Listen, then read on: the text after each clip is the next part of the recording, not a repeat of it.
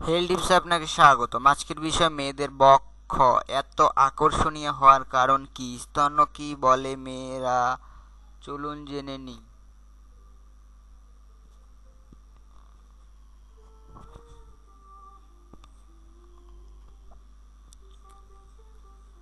পুংশিরে স্তন্য থাকলেও তা অপরিণত অবস্থাতে থাকে এবং কয়েকটি বিরল ক্ষেত্র ব্যতীত তা থেকে দুধ নিঃসরণ হয় না। যৌবনপ্রাপ্ত স্ত্রী শরীরে পুষ্ট স্তনের আভাস প্রকটভাবে ফুটে ওঠে। প্রকৃতপক্ষে বেস্ট শ্বেত গ্রন্থিরই বিবর্তিত রূপ। স্তন্যপায়ী প্রাণীর শরীরে শ্বেত গ্রন্থি বিপরীত লাভ করে স্তনে রূপান্তরিত হয়। মানব শরীরে দুটি স্তন্য থাকে, কিন্তু অন্যান্য স্তন্যপায়ী প্রাণীদের বহু ক্ষেত্রেই দুইয়ের অধিক দুধ পরিলক্ষিত হয়। যৌনমিলনের কালে স্তন্য চুমু দিয়ে বিশেষ আনন্দ পাওয়া যায়। নারীর সৌন্দর্যের একটি গুরুত্বপূর্ণ অংশ হল স্তন্য। 12-13 বছরে এই লক্ষণ বোঝা যায় কেন যৌন আকর্ষণ মূল কেন্দ্র মেয়েদের বক্ষস্থল। শুধুই কি যৌনতা, নাকি অনেক ক্ষেত্রে শুধু নান্দনিক আকর্ষণ থাকে? এক একজনের ক্ষেত্রে অভিজ্ঞতাটি অবশ্যই এক এক রকম। মেয়েদের শরীরের সবচেয়ে আকর্ষণীয় অংশ বক্ষস্থল। কিন্তু কিসের জন্য এই আকর্ষণ? শুধুমাত্র ছেলেরা নয়, মেয়েরাও কিন্তু বক্ষ সৌন্দর্যের প্রতি আকৃষ্ট হন। কিন্তু কেন?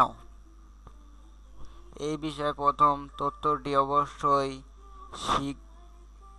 সিগমুন্ড ফ্রয়েডের, যেখানে তিনি বলেছেন যে মায়ের কোল থেকেই অবচেতনে যৌনতা সম্পর্কে প্রথম ধারণাটি জন্মায় মানুষের, অর্থাৎ স্তন্যপায়ের অভিজ্ঞতায় ভবিষ্যতে স্তন্য সম্পর্কে আকর্ষণ তৈরি হওয়ার প্রধান কারণ।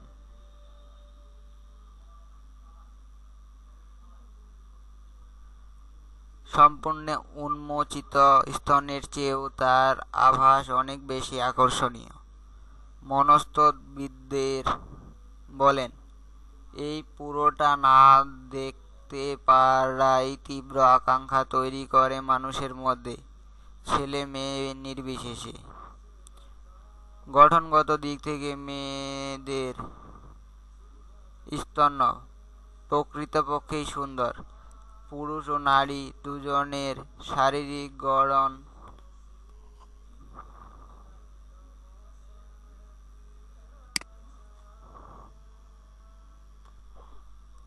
যদি দেখা যায়, তবে সৌন্দর্য দিক থেকে সবচেয়ে এগিয়ে রয়েছে মেয়েদের শরীরের এই অঞ্চল।